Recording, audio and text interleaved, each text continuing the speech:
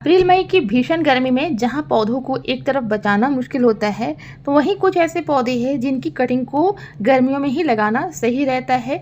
और इनकी कटिंग लगाने से ही अच्छे से इनका प्रोपेगेशन होता है, नए नए पौधे आप तैयार कर सकते हो। गर्मियों में ही इनको लगाया जाता है। तो आज की इस वीडियो में आप लोगों के साथ बात करूंगी कटिंग से लगने वाले कुछ ऐसे परमानेंट प्लांट के बारे में जिनको आप हमेशा अपने गार्डन में बनाकर रख सकते हो, लेकिन ये कटिंग्स आपके गर्मियों में बहुत अच्छे से चलते हैं। जैसे कि सबसे पहले हम बात कर लेते हैं बेबी सनरोज प्लांट की, तो ये भी कटिंग से ईजिली चलती हैं और कटिंग से ही अच्छे से इनका प्रोपेगेशन होता है। गर्मियों में बहुत अच्छे से फ्लावरिंग करने वाले प्लांट होते हैं पोर्टुलाका या पर्सलिन प्लांट। तो इसकी भी बहुत अच्छे से प्रोपेगेशन आप कर सकते हो, कटिंग्स लगा सकते हो। बहुत ही खूबसूरती से ये फ्लावरिंग करते हैं गर्मियों में। बारिश के टाइम में भी फ्लावरिंग होती है, सर्दियों में ये डोरमेंसी पे चले जाते हैं।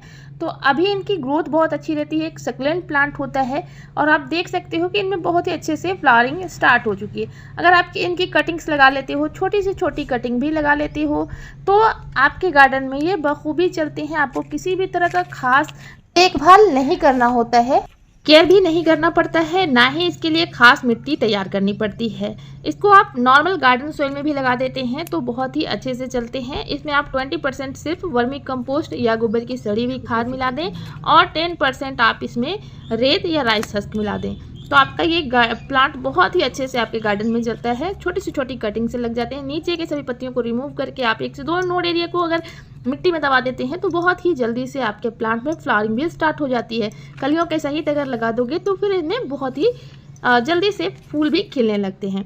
तो सबसे आसान कटिंग से लगने वाला प्लांट होता है पोर्टुलाका और पर्सलिन, और गर्मियों में इनकी ग्रोथ भी अच्छी रहती है। बहुत इनको धूप की रिक्वायरमेंट होती है तो अच्छे से ये चल जाते हैं।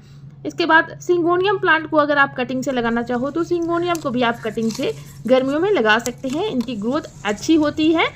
पोथोस की वैरायटीज़ को भी आप कटिंग से लगा सकते हो। देखिए, पोथोस की जो भी वैरायटीज़ होती हैं गर्मियों में इस तरह से बीज से सूखने शुरू हो जाते हैं, तो इनको कट करना ज़रूरी होता है। तो इसलिए हम लोग इनकी कटिंग को पानी में प्रोपेगेट कर सकते हैं। जब हम इनको कट करके हटाते हैं तभी प्लांट में अच्छे से ग्रोथ होती है। देख सकते हो बीज से ये प्लांट सूख गया है। अब ये पूरी तरह से पूरे प्लांट को ही सुखा सकता है, डाई बाइट की प्रॉब्लम कर सकता है, इसीलिए इनको कट करना ज़रूरी होता है। तो हम इनको कट कर लेते हैं और इनको पानी में डालकर अगर छोड़ देते हैं तो भी ये लग जाते हैं, मिट्टी में भी लग जाते हैं। तो इनको इस तरह से आपको लगाना है। इनमें हमेशा मिस्टिंग करना ज़रूरी है। सुबह शाम इनके पत्तियों को अच्छे से पानी अगर मिलते रहेगा फव्वारे की मदद से तो ये बहुत ही अच्छे से ग्रोथ करते हैं। और मॉस बॉल या मॉस स्टिक की मदद से ही लगाएं ताकि इनके जो रूट्स हैं वो अच्छे से इनके मॉस बॉल में अंदर जाकर नमी लेते रहे और आपका प्लांट इस तरह से सूखता नहीं है। अगर आप मॉस बॉल में इसको लगाते हैं गर्मियों में तो बहुत अच्छी ग्रोथ रहती है। अगर हम बात करें स्पाइडर प्लांट की, तो स्पाइडर प्लांट की भी गर्मियों में बहुत अच्छी ग्रोथ रहती है। सर्दियों में ये डोरमेंसी पे जाते हैं।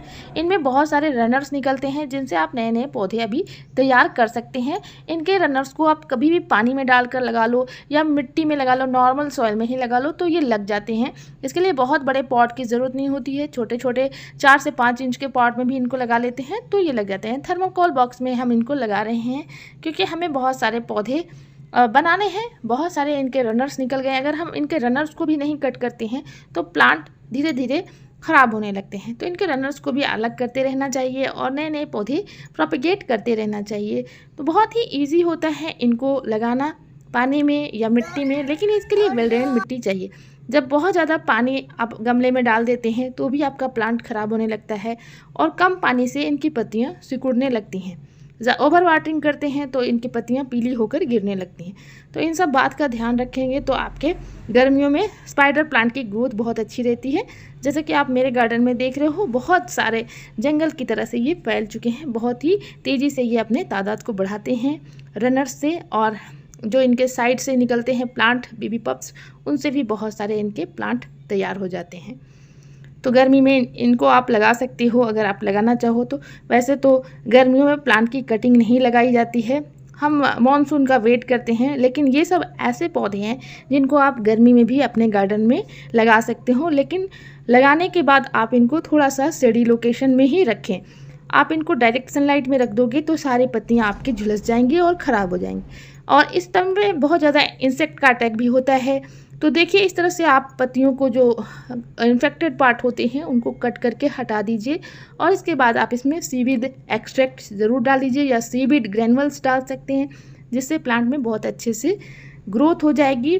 अच्छे से गुड़ाई करने के बाद यहाँ पर हमने सीवीड ग्रैनुअल्स डाल दिया है और सभी जो पुरानी पत्तियाँ थी, ख़राब पत्तियाँ थी, उनको हमको प्लांट से इनको निकाल देना होता है। नेक्स्ट आप मनी प्लांट या फेलोडेंड्रोन की जो भी वेराइटीज़ हैं उनको कटिंग से आप अभी लगा सकते हो। गर्मियों में अच्छी ग्रोथ इनकी हो जाती है अगर इनके गमले में मॉइस्चर अच्छे से वेल मेंटेन करके हम लोग रखते हैं, या फिर आप इनको मॉस स्टिक या मॉस पॉल पे लगाते हैं, ऐसी जगह पे लगाते हैं जहाँ इनको डायरेक्ट सनलाइट ना मिले, तो गर्मियों में बहुत अच्छे से ये ग्रोथ करते हैं। और इनको कट करके आप पानी में डाल देते हैं तो पानी में भी इनका प्रोपेगेशन होता है।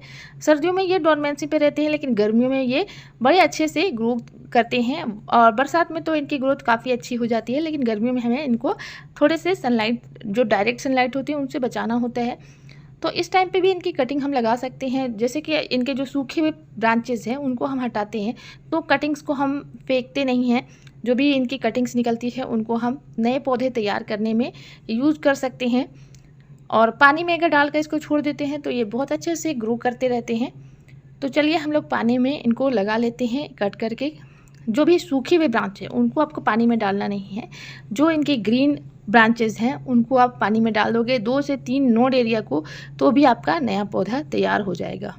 अगर हम इनकी कटिंग्स नहीं करेंगे तो पूरा ही प्लांट खराब हो सकता है, डाईबैक की प्रॉब्लम आ सकती है, इसलिए कट करना जरूरी होता है। प्लांट इस तरह से हमें इनकी जो भी सूखी हुई ब्रांचेस हो उनको हटाना है, 2 से 3 नोड एरिया को ले लेना है। इस तरह से पेंसिल जितनी मोटी और लंबी कटिंग आपको लेनी है, और इन कटिंग को आप पानी में ही डालकर छोड़ देते हैं तो ये ग्रो करते रहते हैं बहुत ही अच्छे से।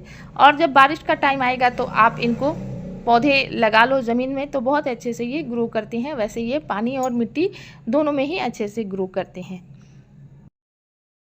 तो मनी प्लांट की हर वैरायटी को आप भीषण गर्मी में भी प्रोपेगेट कर सकते हो, क्योंकि इनका प्रोपेगेशन पानी में होता है, इंडोर में भी इनका प्रोपेगेशन हो जाता है।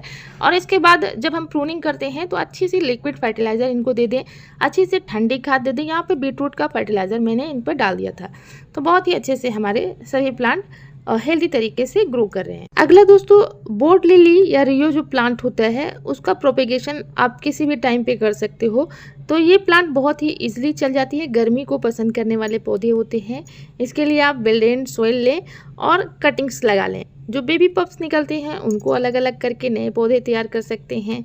नीचे से इस तरह से आप कट करके लगाओगे तो भी आपका नया पौधा तैयार हो जाएगा। बड़े खूबसूरत लगते हैं। ये वेरीगेटेड वैरायटी है, और नॉर्मल वाली वैरायटी तो और भी ज़्यादा आसानी से आपकी कटिंग से लग जाते हैं। बहुत तेज़ी से ये अपनी तादाद बढ़ाते हैं, इनके बेबी पप्स बहुत जल्दी से निकलते हैं।